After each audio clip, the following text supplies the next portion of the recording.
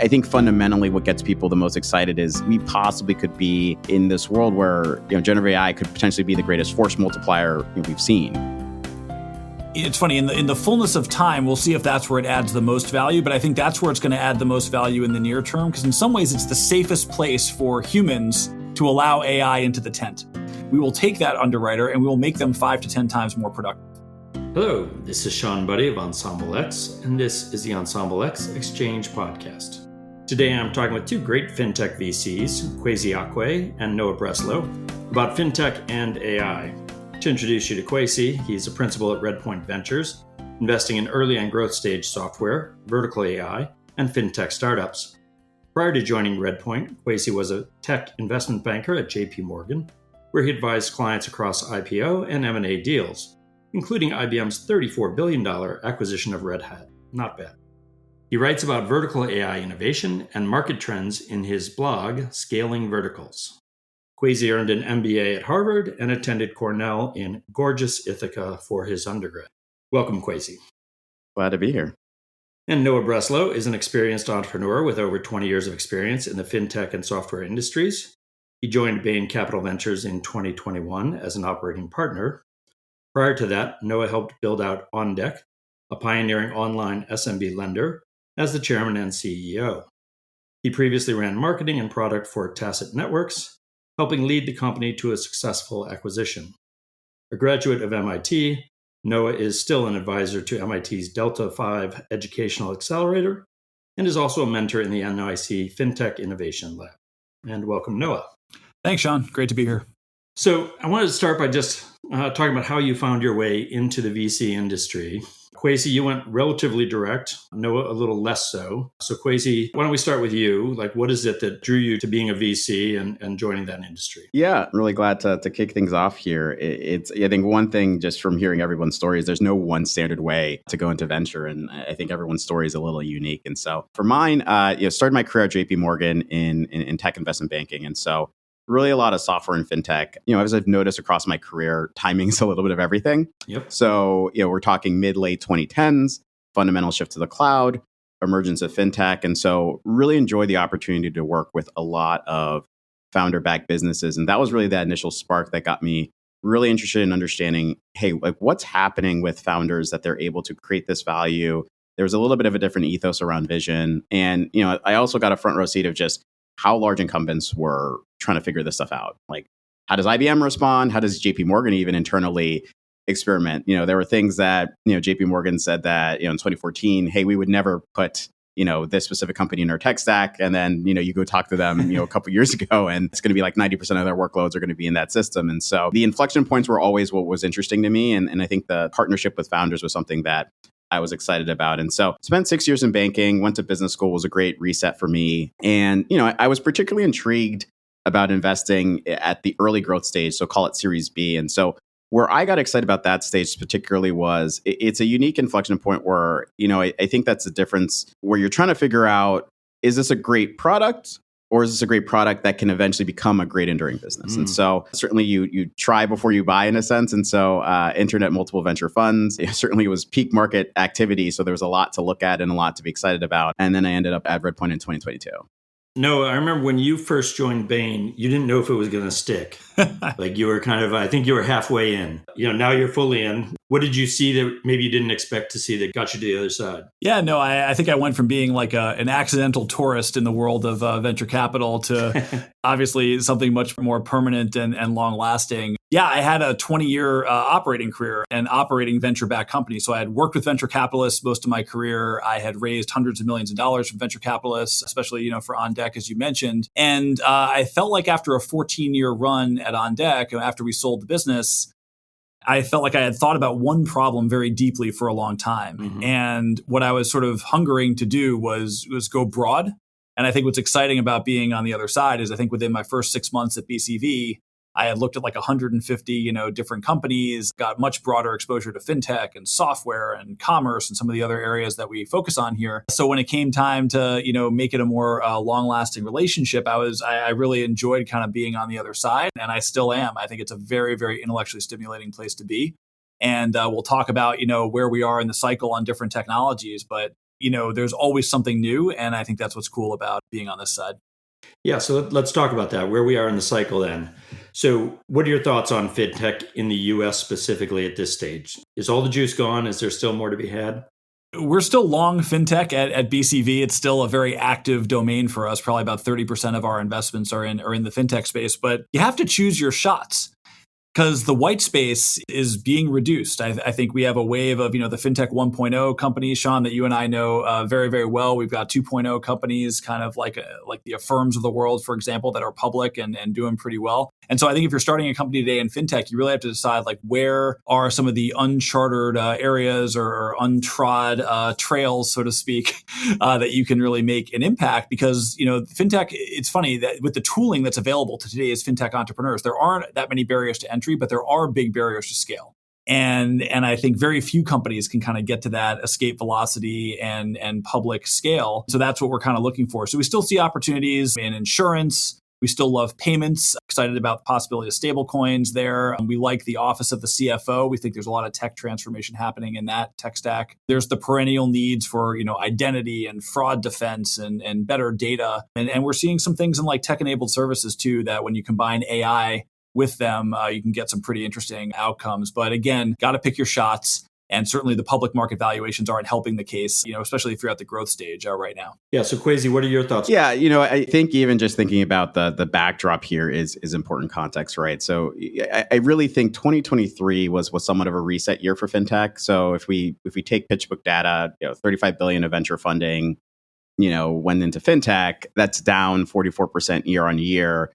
Probably a more apt comparison given there was a peak in 2021. If you looked at pre-pandemic levels, say 2019, it's still down 20%. And so what's driving this? So there's a couple of things, right? So certainly a challenging macro environment. High growth is hard to achieve, as Noah mentioned, in terms of scale. Certainly customer acquisition costs, loss rates have risen. And so there's a set of startups that may have raised, for example, in 2021, 2022 at peak valuations, that they're still trying to figure out the right way to go get that scale to grow into those valuations. And so there's certainly public market activity that's influencing private market activity.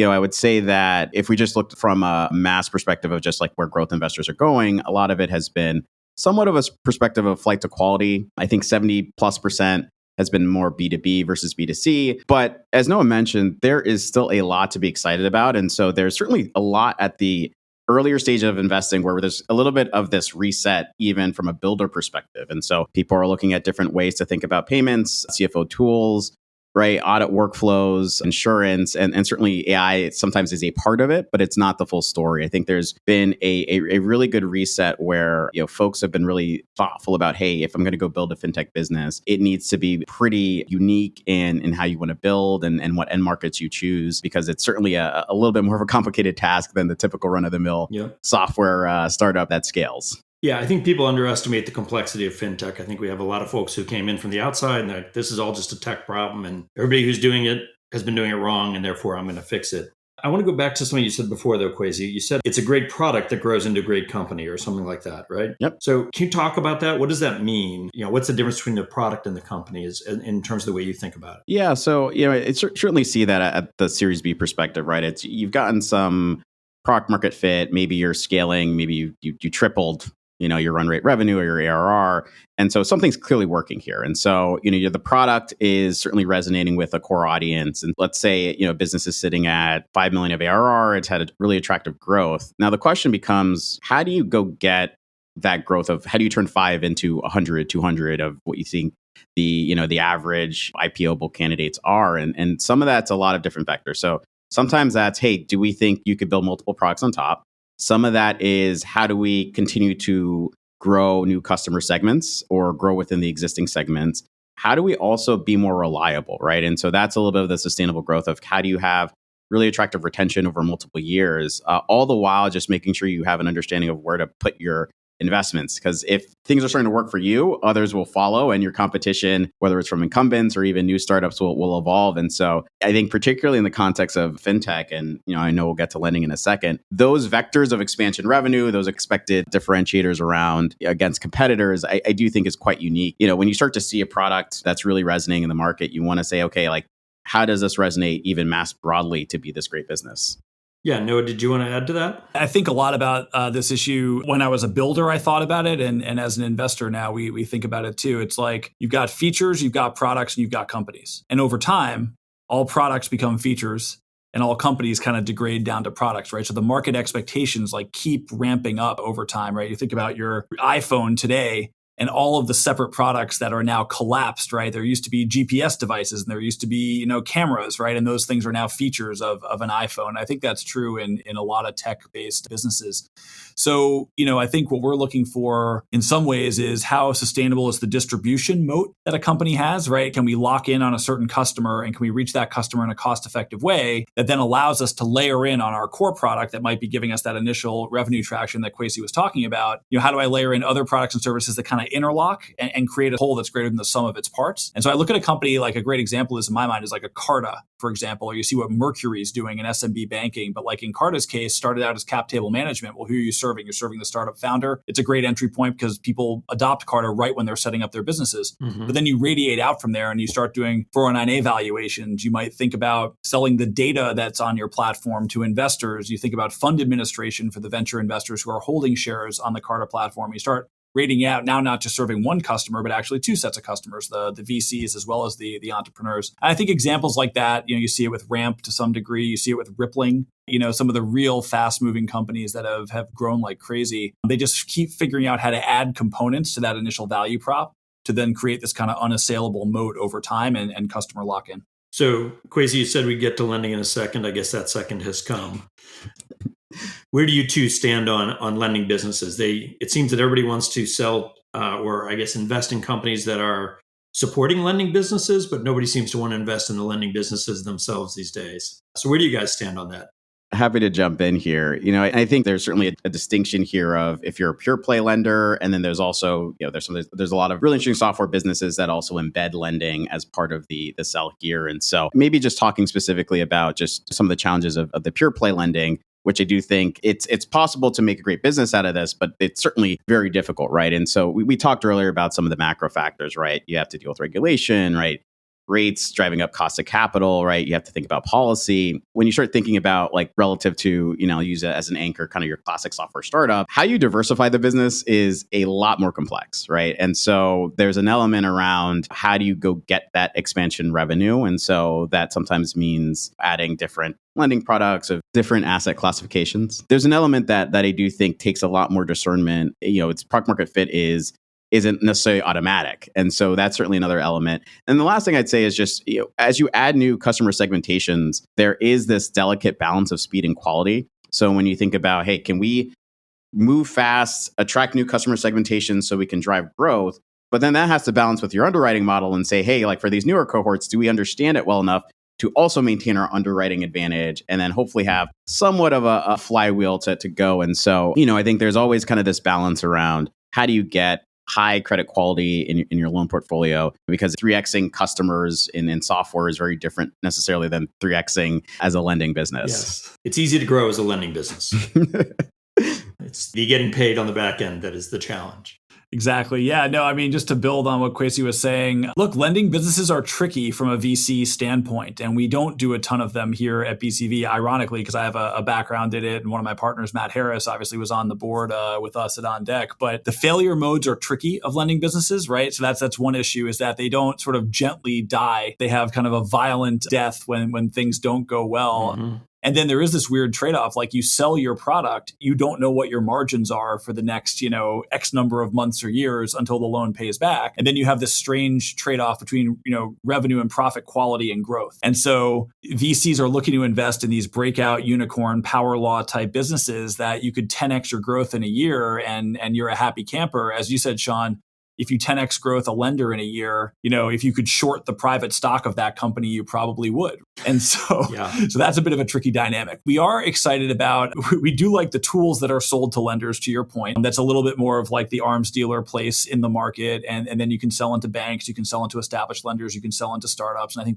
that's intriguing. We do like the embedded lending model as well. So we have a company in our portfolio, WiseTech. It's an embedded consumer lender. And they partner with a lot of different platforms, a lot of banks to enable a more frictionless lending experience as a feature of, say, a vertical software platform that's serving contractors. contractors. And so that model is fascinating because you get a little bit more of an edge, right? You get the data from the platform about, say, how a contractor is billing their clients, their longevity on the platform, do they reliably pay their bills? And you get an edge on customer acquisition because the platform's already got that contractor using it for, let's say, tracking their jobs and invoicing customers. So the data plus the lower customer acquisition cost, we think, leads to some sort of structural advantage that sort of a lender just acquiring customers in the open market just doesn't enjoy.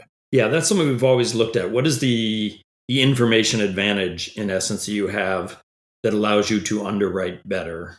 I feel like embedded lending does offer that. It also feels, and I'd love your thoughts on this, I've always said you want the multiple of a software business, but you want the earnings of a lending business. Do you think embedded lending helps you thread that needle, or do you just get valued then like a lending business?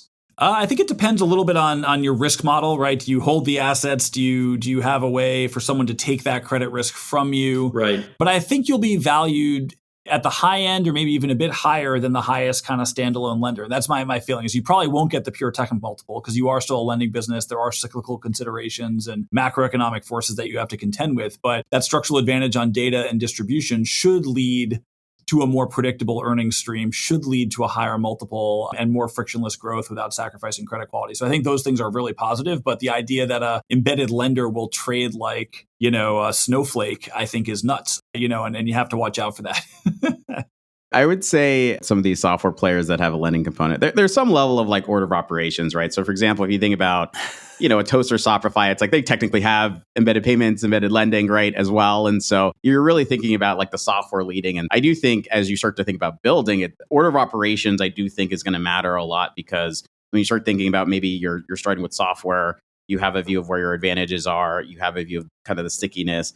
And then lending can be, it's a heavy lift, but maybe you're at scale, you have more resources, and you can take a very measured approach to what ICP is going to matter. Obviously, from a valuation discussion, and I guess putting my former banker hat on, it was like there were so many businesses where it was like you're arguing for the software multiple, but they want to give you the lower payments multiple. And there's definitely an exercise in kind of digging deep into the composition of the business. I think fundamentally it just comes down to just what's truly recurring. And I think there was a conversation around payments about this as we went from 2021 to now, is that going off of like, interchange and run rate, like GMV, it's like, that's not necessarily like, that's not ARR. And so it's not contractual. And so there's some layer where that's typically the math that people are trying to figure out is just like, how recurring is this business? And if you have more proof points to figure out, okay, here's, how we think about repeatable business, and you can sometimes lead with software, I do think that gives investors confidence. And sometimes that can end up in a multiple uplift.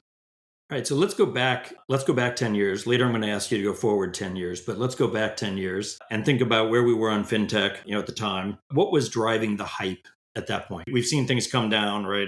Lending clubs down 90% of firm, 80% Upstart, 90%, SoFi, 70-ish. We've crashed. We're on the other side of the hype cycle. What was driving the hype cycle back then? What got people so excited?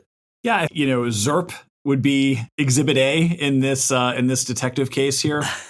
Zero interest rates for that long a period of time creates an environment with heavy demand for capital. It creates an environment where, customers are going to default less, and ultimately, makes equities look very, very attractive relative to their fixed income counterparts. And so all of those things, I think, conspired, plus a little bit of consensual hallucination, right? And Kwesi just nailed it. Like, people started to say that all revenue is created equal, but the sort of fundamental laws of valuation physics still apply. And like the highest form of revenue is that recurring software, like lock-in type revenue. But you start degrading from that. You start degrading both in the level of recurrence, and you start degrading in the level of margin quality, and in the level of ability to sustain that revenue through different cycles. So, I think people sort of forgot that, and they're like, all revenue is created equal. Lending companies should trade on revenue multiples, which is bananas. And then the ZERP factor gave everyone kind of these crazy growth rates. And like, having lived it, having taken a lending company public at a tech valuation and watched it start to trade as a financial services company, which is what it should have done all the time. We had a call with an analyst and we were talking about lowering our growth forecast for a variety of reasons. He said, look, you guys are still unprofitable, and all my value for this company is in the terminal value. And so if your growth comes down a little bit, and let's say your profitability timeline goes out a little bit, like, it has a massive impact on your valuation. So you look at a company like Upstart that was trading at like, what if it was $400 a share in the fall of 2021. And then I think, I don't know where they are today, but tens of dollars, they've come down a ton. A lot of it is that when the growth rate starts coming down, the credit quality starts to suffer. Yeah. That future quality of earnings outlook changes so dramatically. And if you're not profitable, it's even worse because there's no current period earnings to kind of support a floor on the valuation. Those are really, really tough resets. And you've seen all these companies now go through it. Like part of what was interesting to me at the time is everybody loved platforms. Right. We don't have all the contingent risk on the back end, blah, blah, blah. You also don't have the revenue. Pretty much every month, right, you start at $0 of revenue because you're earning mostly off of commissions. That's right. Which feels to me, I understand the charm of not having the credit risk, but you've got a very different set of risks. And to your point, Kwesi, that's not recurring revenue at that point, right? That's just this month's revenue. Yep. I mean, doubling down on Noah's point around just the impact of low interest rates, what you effectively had was really high end market demand was basically like fixed for a very long time. And so if you think about a lot of the names we were just mentioning in the prior period, a lot of those were 2021 IPOs. And so if we kind of went back and we looked at the S1s of those businesses, if we're anchoring on, okay, everything's going up, there's clear demand, and then you couple that with just really a very common theme. So these kind of hidden large TAM buckets and this notion of it's still not optimized for credit. So sometimes it's searching for the hidden prime candidate. Sometimes it was a little bit more on SMB. The other part I think there was a real belief around just these data plays and data flywheels that could thread the needle with underwriting. So you could drive at the same time more approvals, fewer defaults. But part of that evidence was, somewhat commingled with the zero interest rate environment. And so really, I think, you mentioned platforms before. I think one of the challenges as an investor to really think about is, I think we love to talk about platforms. I do think it gets a little tricky when you start to think about data platforms and data moats. I do think that those graphics of just the circular benefit and it doesn't always hold that way. And so I do think that, there's some precision that, what's actually driving performance here, or, if you're talking about alternative data, sometimes only a couple of the metrics actually drive really the insight versus more data equals, significantly more value. And especially as you start to get different customer cohorts, you're not necessarily getting the transferability across. And so I do think there was some level where even the data play was a little overstated in the market when it was really, a lot of the macro factors drove a huge part of that boost. And so that wasn't, in my view, wasn't as well accounted for. But certainly, I think at the time, probably 20% of VC dollars were even going into fintech. So it was certainly a view that, this was an area that was ripe for disruption versus traditional banks and all that. It's just hard because it's part of the element around, lending and product market fit is you have to kind of go through a business cycle to actually feel like you have this viewpoint around if this is actually going to work over the long run. Yeah, I remember I was at a event where they asked a bunch of fintech entrepreneurs when the next recession would come. And when we got to 10 years, I think we still had less than 10% of the room had their hands in the air. It's there was just this belief that it was just we lived in a different world that was going to avoid, the cycles that have occurred probably for the last several millennium. So why don't we talk about what is disrupting things now, which is AI.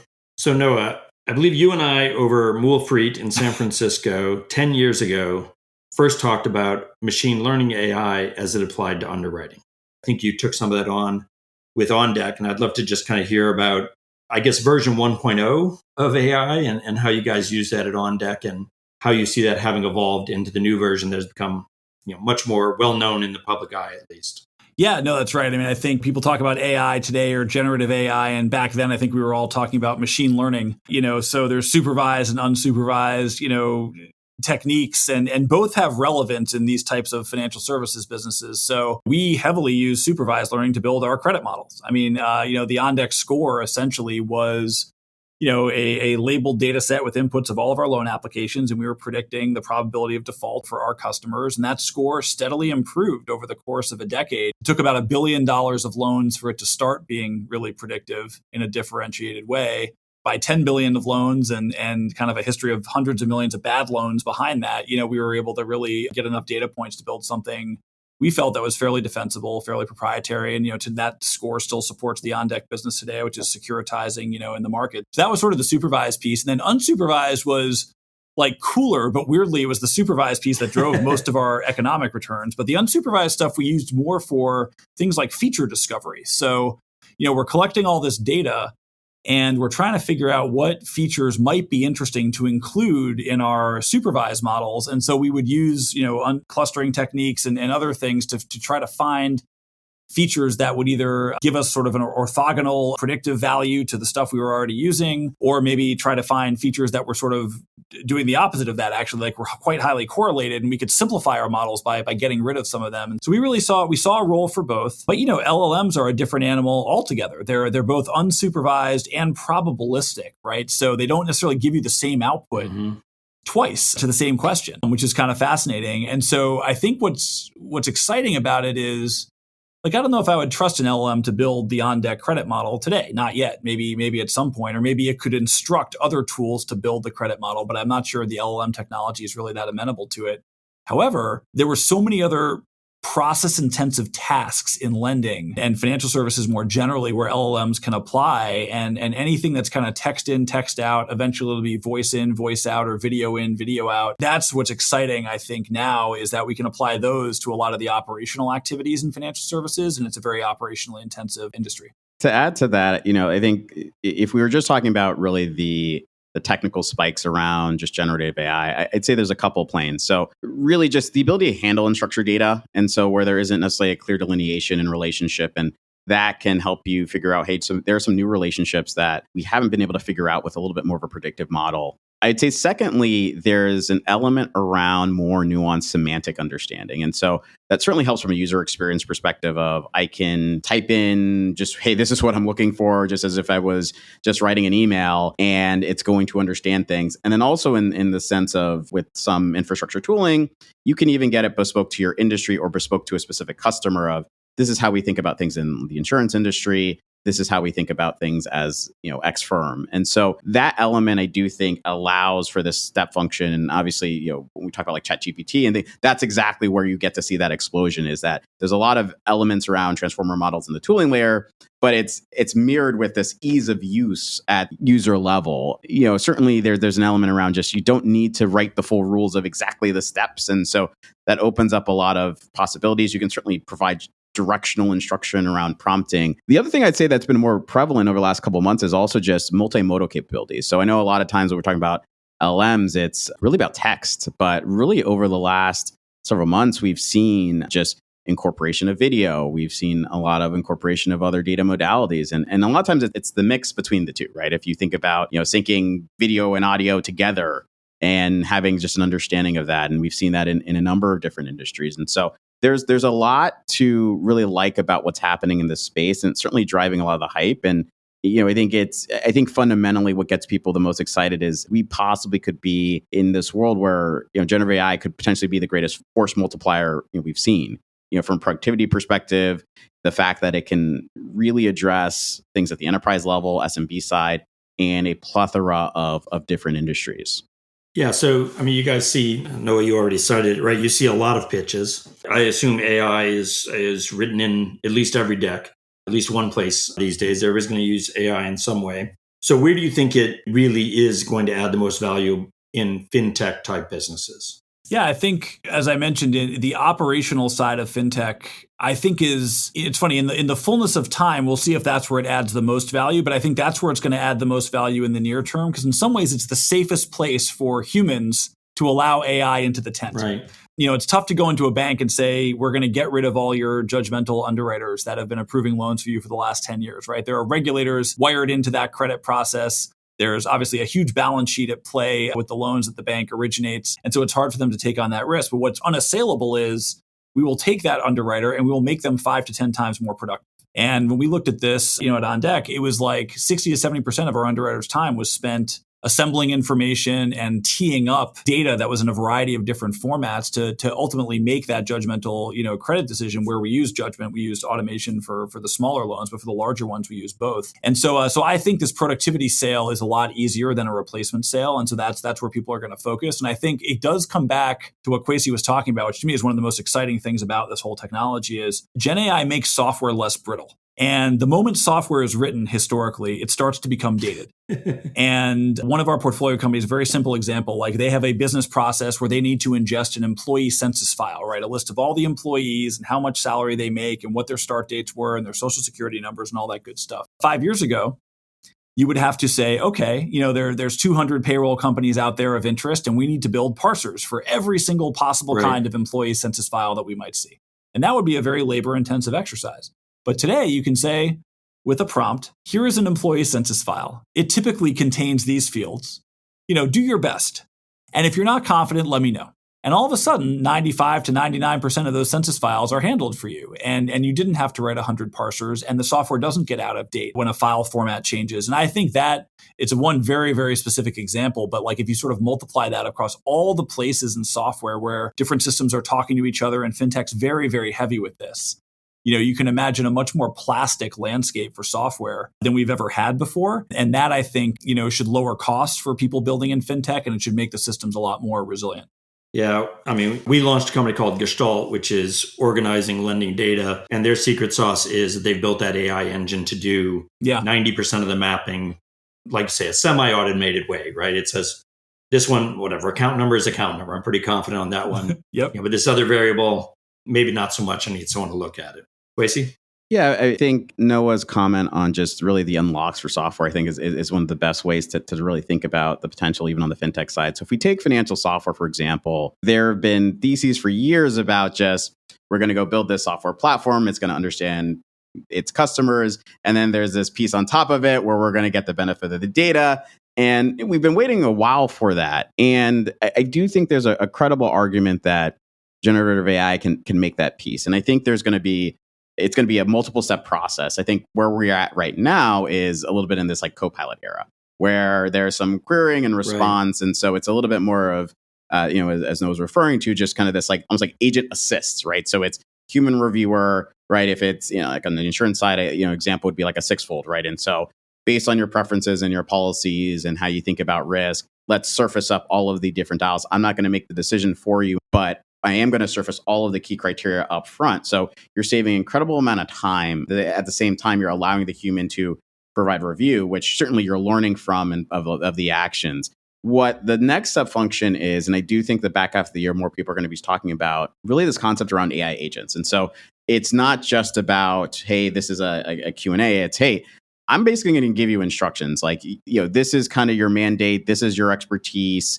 And I need you to be able to run this full process, whether it's, KYB, whether it's like CFO tools. Hey, write me, a scenario plan, right? If you're talking about like CFO tools. And so I think that's really the next step function. I think what's incredibly interesting about this time period is that it feels like every 4 or 5 weeks, there's a step function in what state of the art even means. And so I do think that's going to be an interesting parallel. Now, it is incredibly difficult to build AI agents for a ton of different reasons of, how do you avoid recursive loops? How do you think about making sure that, you're able to still connect to the right systems online into core systems?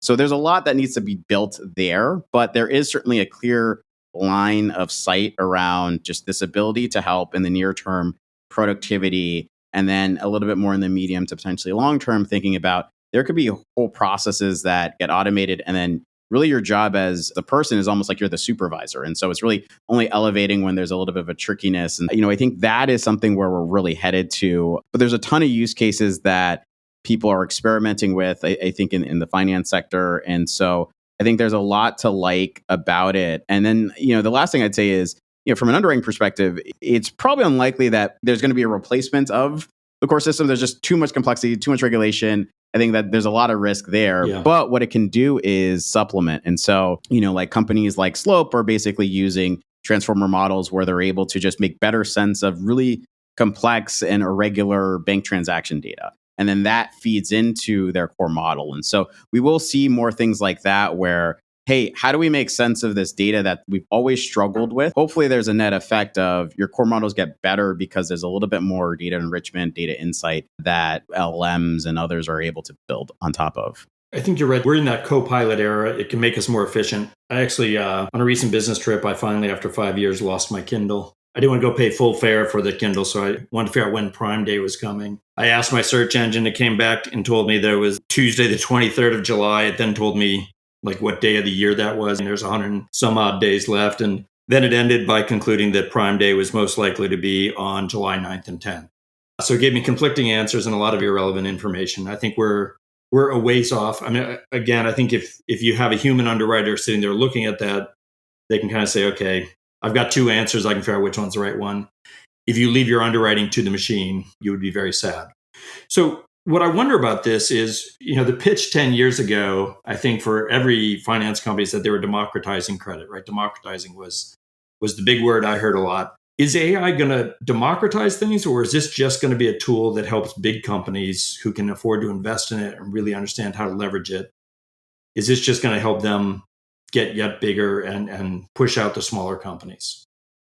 There are going to be some big companies who win in this for sure. You look at NVIDIA and how much the market cap of that company has appreciated. And that's sort of a harbinger, I think, of the entire AI market in a lot of ways, right? They are the sole provider essentially at this point for the raw computing, which is one of the key ingredients here needed. Yeah. Soon we're going to get to an energy shortage probably, but like for now, the computing is front and center. So, you look at NVIDIA, you look at a Microsoft, you look at, Amazon making a huge investment, I think in Anthropic, you've got Google.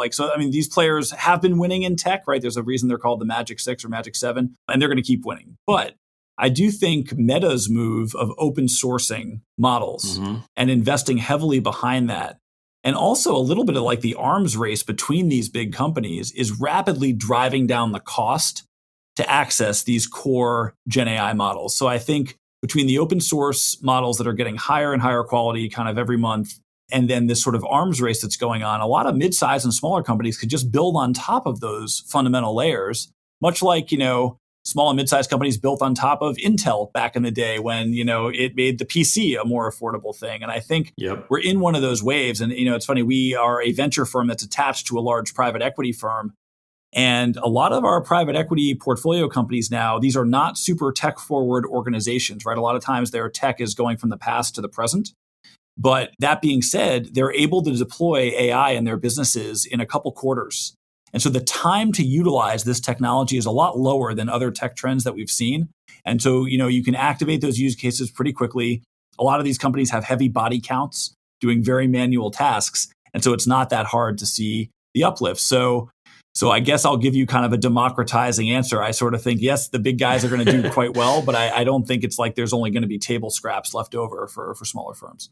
I think another way you can think about it is actually splitting it by the stack. So if we say AI models and compute, then yes, just the amount of capital you need to really make that go in a recurring basis to continue your lead, those are billions and billions of dollars. And that's why you've seen basically every, AI model have some massive big tech corporate engine, whether it's a special relationship, whether it's actual explicit funding. And so that I do think is going to be a large company game for sure. When we're talking about applications, I don't necessarily think it's going to be true. And so that's kind of the difference of, if you're a vertical software company that's super large and, you're adding generative AI as a new product versus maybe someone that's, Gen AI native and that competition going on. And the reason why I say it's not necessarily true, just like the bigger company with, 100 customers is going to beat out someone that's Gen AI native is, one is when you think about data, like more data doesn't always necessarily mean better model performance. And I think there's a lot more research that's supporting that fact now. And so, and even, on the perspective of just data quality, right? And so just because you've had, 2012 to 2023 data on customers, the effort to get the data in the right position to go build from a model perspective, I think that's, a harder feat than most people understand. The other part I would say is just, as Noah mentioned, there's a lot more wave in open source. And so there's a lot more choice for folks to specialize. And so there are going to be some use cases, right? Like, Mistral is using a mixture of experts, small models getting a lot of great performance. And you're always balancing performance and cost or, other elements that you really need to care about for your specialized use case. And so even at the infrastructure layer, a lot of startups are getting choice to figure out what's best for them to optimize from a cost perspective. Training costs are going down. Inference costs are going down. And so there's a lot to like where more folks can kind of get in the fold. And I would also say there's some element, in just in tandem thinking about just how fast things are moving. It favors folks that are exceptional at product velocity, right? We just talked about AI agents. And so if you can create great software and then you just have highly performant agents, which is an incredibly technical feat to do, that potentially could be a leapfrog effect over maybe an incumbent solution. Yeah, I would say at the time, as we sit today, I mean, a lot of the Gen AI solutions, whether it's incumbents or even startups, a lot of it's still in the pilot phase. So not everything is locked and loaded in terms of signed contracts of, hey, I'm going to use this for 5 years. And so there's plenty of opportunity for folks to come into play. Now, certainly there's a go-to-market advantage you have to overcome here and prove your enterprise grade as a product and really push through. And because you're not going to be able to plug into core systems unless you're really proving very core things around security. And so there's something that's like really important there to consider as you think about products. But there's plenty of opportunity to really have a high product velocity product. I do think there's plenty of opportunity to really think about how can I build purpose-built software or solutions that adopt not just the latest technology for the sake of it, but it's actually complementing some of the needs of industry players. So certainly, if we're talking like the core of fundamental chips, compute, AI models, big company game, I think it remains to be seen on the AI application layer. Yeah. All right. Well, thank you. Let me just close with this question. Like I promised I would ask you to go into the future. So I'm going to ask you to go into the future 10 years and then look back at today.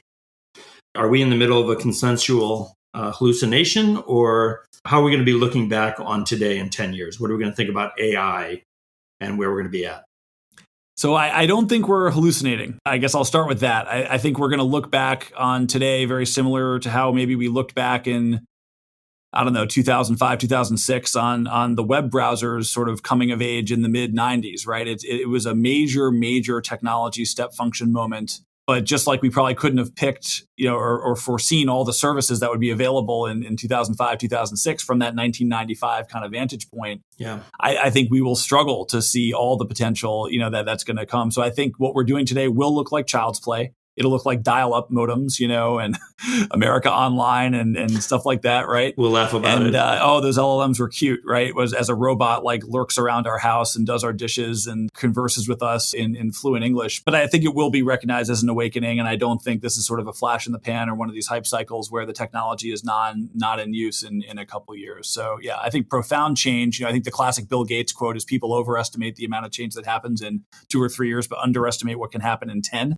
Mm-hmm. I think we will be profoundly surprised by how much change happens over the next 10 years. Yeah, I certainly agree on that front. If we do a retrospective on, we go 10 years forward and just think about it, I do think we are going to identify durable use cases. I do think enterprises are going to find a way to make this work. And I think, some of that element is because there are a lot of different ways this can win, and you're not really betting on one specific archetype of product. There are even some things, just maybe some enterprises figure out a way to go build certain use cases themselves. And it's not an all or nothing proposition. You can incrementally work your way towards ROI, and just the functionality and capabilities of AI models, AI agents. I do think that's going to proliferate significantly. The other piece of it is I also do think what's going to be really helpful, I would say even over the next 2 years, is that there's going to be a better playbook for vertical AI apps. And, I've spent a bunch of time just reflecting on this, where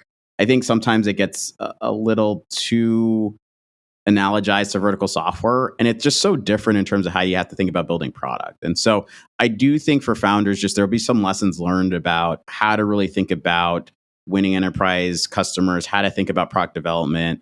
GPT-5 launches, and what do you do about it? How do you test if you need to use it or not use it? Those are all playbooks that are getting written right now, and there's no clear answer. So I do think when we look back, we're going to clearly have the durable use cases. I think we're going to have really great playbooks that I do think early stage founders can leverage and really avoid some common traps. And hopefully by that time we have a number of generative AI IPOs. And so we'll also be able to see how they perform as public companies. What does run rate margin look like? How does defensibility look like when you've got the resources of a public company as well? Yeah, I think one of the disservices of AI and machine learning is the branding of machine learning and AI. You still need the human, at the keyboard. And I think what I've seen just with my family, with my coworkers, is some folks have really embraced it and figured out how to use the tool. And some folks don't really even know what we're talking about. And so a machine can't do everything for you, but it can certainly make you a lot more efficient. I think that's where we're at. Well, I'd like to thank you for joining today. You can follow Ensemble X, Kwesi Acquay, that's KWESI ACQUAY, and Noah Breslow, that's pretty much spelled the way you'd expect, on LinkedIn. You can also visit us at ensemblex.com, and you can find the Ensemble X Exchange podcast on all major platforms. Thank you for joining me today, Kwesi and Noah, and thank you all for listening.